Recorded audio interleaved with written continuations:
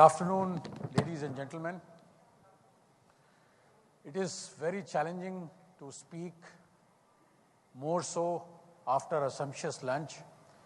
It's like coming to bat in the middle order after already the Kohlis and others have done their job. Before I talk about Naya Raipur, as was mentioned by Anil and others, that we are living in a very exciting time. India is one of the most happening place in the globe today, with a GDP of more than $2 trillion US, among the top 9 capital market. India is doing great. It is sheer luck that all of us are part of this revolution which is happening today. When you look at what is happening across the world and also in India, the confluence of technologies, be it artificial intelligence, be it blockchain, be it Internet of Things, big data, data analytics, are creating mesh of technologies and bringing cataclysmic changes. These changes are helping us in taking millions of people out of poverty. These changes, at times, for somebody like me, who is sitting in government, are frightening also. When you talk about digital India, when you talk about digitization, we all know the mobile connectivity in India has brought about sea changes, seismic changes. But still, you will be surprised that there are places like Dantewada, Sukma, in this country alone, where mobile penetration is not more than 7%. Sukma is an area of 7,000 square kilometers, and yet the mobile density there is not more than 3%. So we are definitely creating digital haves and digital have-nots. It was in 1971, very famous thinker, Herbert Simon, said that in the wealth of information, there is poverty of attention. Today, companies like Google control almost 40% of digital content. They control almost 50% of the digital marketing space. It is very important for people like us who are in the policy making to be able to understand what is happening not only in the physical space but also in the virtual space and try and strike a balance. Many of you sitting here might be aware that it was in 1971 when Intel for the first time launched its processor 4004. For those of you who might not remember, 4004 processor had 2300 transistors. We all know what is Moore's law. The latest processor from Intel has 1.75 billion transistors. In terms of sheer speed, in terms of computing power, it is 4 lakh times more powerful than 4004. It is by the name Skylake, as most of you must be aware, which is 400,000 times more powerful than 4004. But any of you remember what was the tallest building in 1971? The tallest building in 1971 was Twin Tower of World Trade Center in New York. It was 415 meters high. What is the tallest building now? It is still not more than 700 meters high. What was the fastest car in 1971? The fastest car in 1971 was Ferrari, and it was clocking 380 kilometers per hour. What is the fastest car now? We haven't crossed even 500 kilometers per hour. What I am trying to say is that if Ferrari had maintained the same speed of change which Moore's law predicted for processor. Today, the speed of Ferrari car should have been 1/10 of the speed of light. If the building technology had grown by the same speed, the tallest building should have covered half the distance of Moon. So while the whole world is focused on digital haves and digital have-nots, today a similar divide is being created between the digital world and the physical world. Why is that despite so many layers of smartness, it still takes 4 to 5 years to create a thermal power plant in India? Why is that thermal power plant still takes 7 acres per megawatt? That means if you want to install a 1000 megawatt power plant, you still need 700 acres. It still consumes 200 million cubic meters of water. This 200 MCM of water can irrigate 200 acres of kharif crop and 100 acres of rabi crop. Water is very precious. It still continues to emit pollution, which is a matter of concern. It still emits same amount of fly ash. What I'm trying to say is that there has been tremendous change in the digital space. We have moved from virtual reality to augmented reality. The law of accelerating return is in its full dance and glory. But the physical space is something which is still constricted, which is not able to keep pace, which is happening in the digital space. This lag is going to create huge problem across the world. So the kind of innovations which is happening in the digital space, the kind of energy, the kind of mind sharing which we are seeing here needs in the physical space also. I'll share, and as somebody who is working in government and somebody who is at the policy making, this is, as I mentioned, very frightening. When you don't even understand a sector, how do you regulate it? Talking about IoT, if you look at the way in which the human knowledge has evolved, until the end of 19th century, it took a century to generate that knowledge. By the end of Second World War, it took only 25 years to generate the same knowledge which was generated earlier in a century. And now, when we are 15, 17 years, 18 years in this century, it takes only 12 months to generate the same amount of knowledge which was generated in a century earlier. And with the IoT explosion taking place, with the companies like Schneider playing the kind of role which they are doing, it is going to be only 12 hours in which we will generate the same amount of knowledge which was generated earlier in a century. How do you manage this? How do you regulate this? The primary job of government is regulation, and then, of course, facilitation. Now, in this scenario, in this VUCA world, it is extremely challenging for us when we don't even understand what is technology. A couple of years ago, I wrote a piece in the Economic Times where I mentioned that GSTN, the backbone on which GST reforms is working, is a huge opportunity for us to experiment with blockchain technology, because blockchain involves multiple external stakeholders, distributed ledger, and GSTN is a classic case where it can give us huge dividends.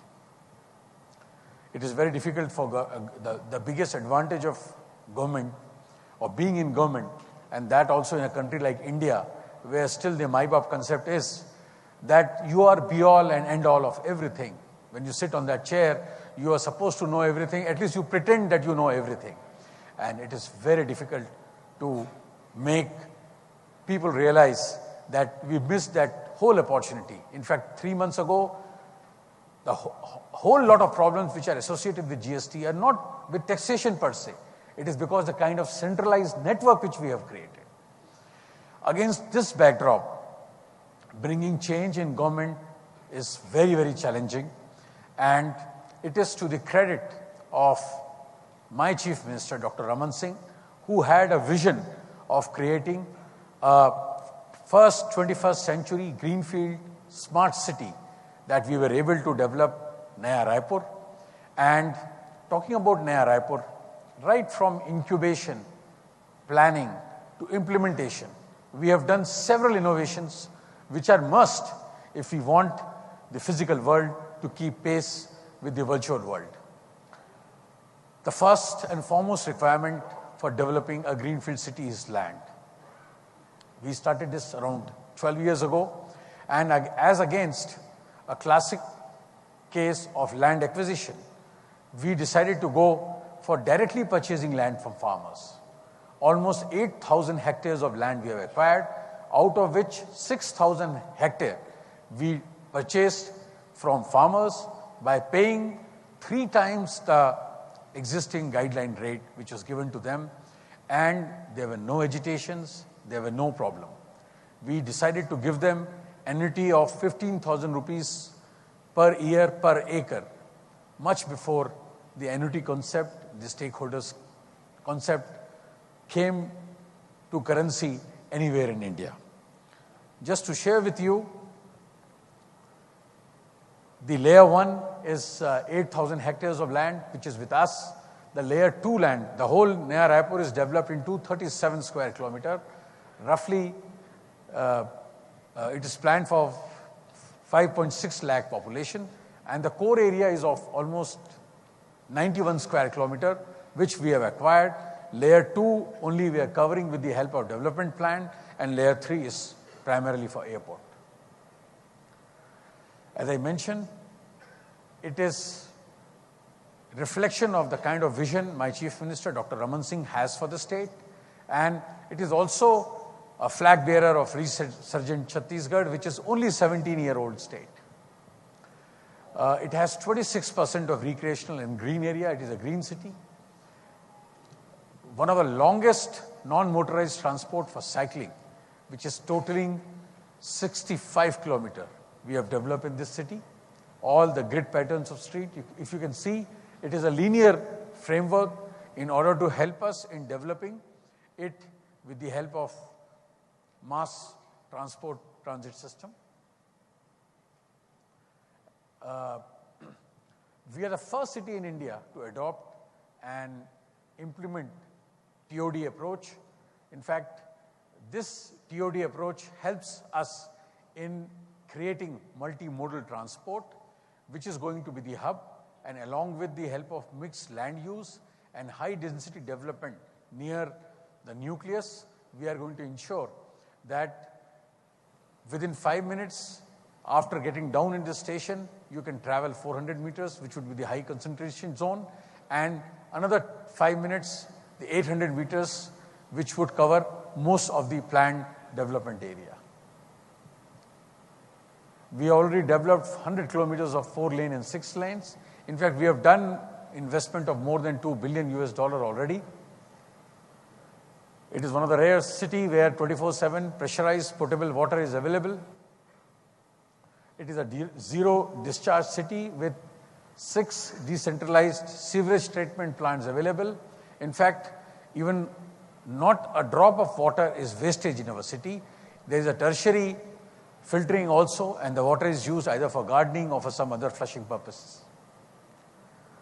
It is a complete underground network. There are 14 indoor 3311 kV substations, 2 132 kV substations, and 1 220 kV substations. There is a ring mesh of 3 networks so that there is redundant, adequate power supply. Complete fiber optics, 55 kilometers of LED smart street lightings, which helps in switching off, switching on, dimming it, alternative switch off, switch on, right from the control center. There is an ITS-enabled bus rapid transport system, online monitoring of buses, passenger information system, and also electronic ticketing system, and all through centralized command and control. All the premier educational and healthcare institutes are already there. One of the biggest man-made jungle safari is only 5 kilometers away from the center of the city. It is 850 acres. It has 5 safaris starting from tiger, lion, herbivore, bear, and crocodile park.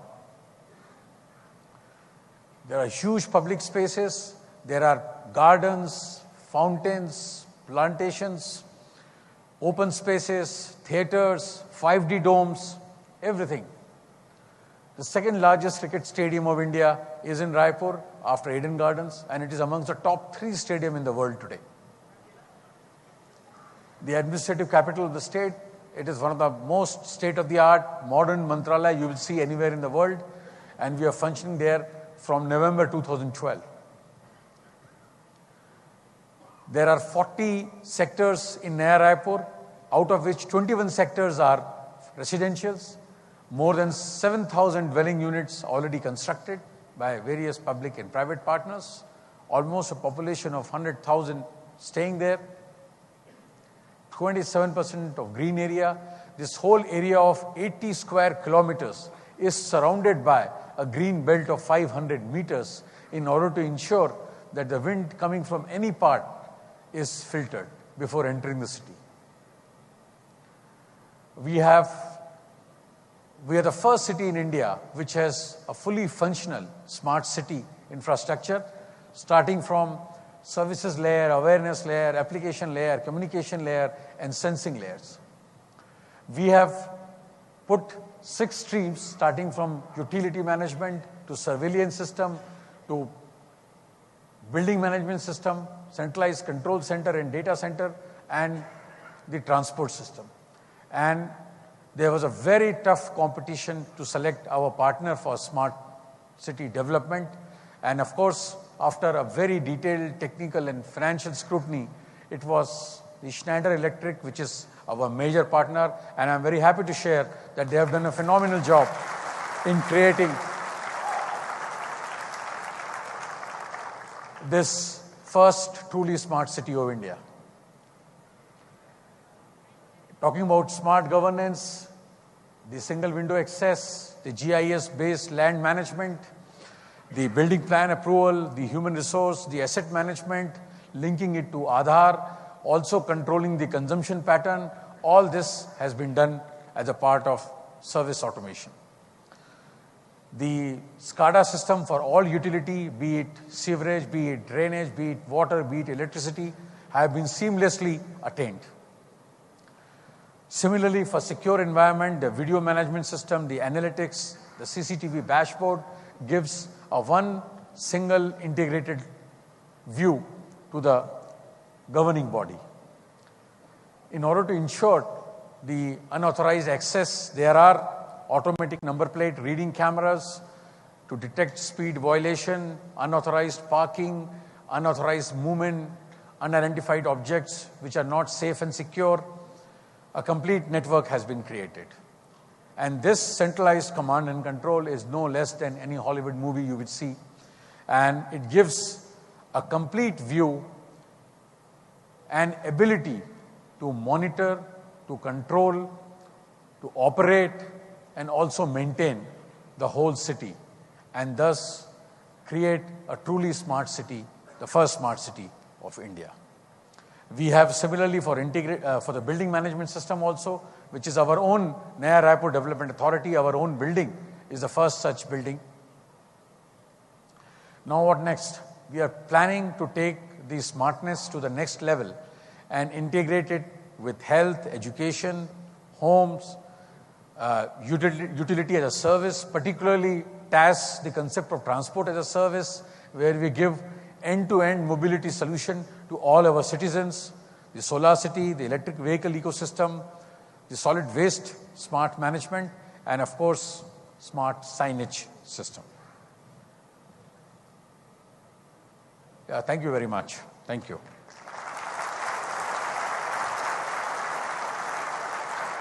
If there are any questions or something like that. So, thank you, Mr. Aman Kumar Singh, for such a wonderful sharing of experience. And thank you also for taking India leapfrogging on this integrated smart city. As some of my colleagues, global colleagues have said, that this is not only in India that we are doing this, but it's also one of the very unique references globally. So thank you for taking this. And smart cities are all about sustainability. And we have taken this pledge that whatever we are doing has to be sustainable. And I just wanted to share some facts while you are on the stage about this, cement as well. We are making it carbon neutral. So if we look from the point of view of all what we are doing, there's about 300 tons of carbon impact which is there. But we are compensating that by providing biogas as well as organic fertilizers to farmers in villages to grow the vegetation to compensate for that. So that's the pledge we have taken to make it a carbon neutral. And as a token of our appreciation for you being here, this is a sustainable plant, and for your... Thank you very much. Any questions? Yeah.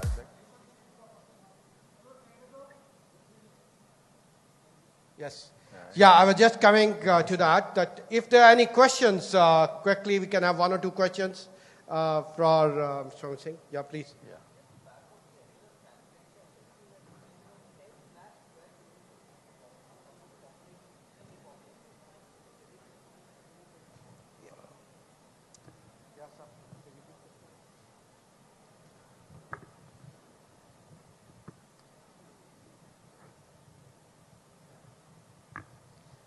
Good afternoon, ladies and gentlemen. Dr. Dinesh. So, just a question. I was just doing a back-of-envelope calculation.